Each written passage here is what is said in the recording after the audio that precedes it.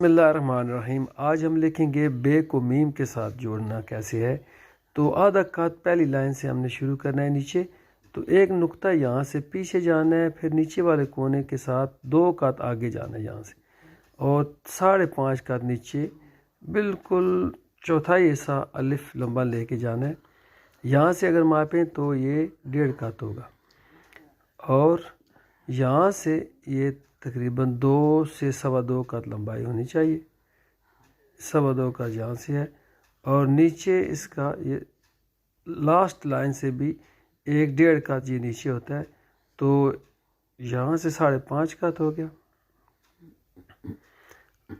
और ऊपर से जो ये बाहर निकला हुआ ये 1.25 कत यहाँ से होना चाहिए, तकरीबन 1.25 कत यही है।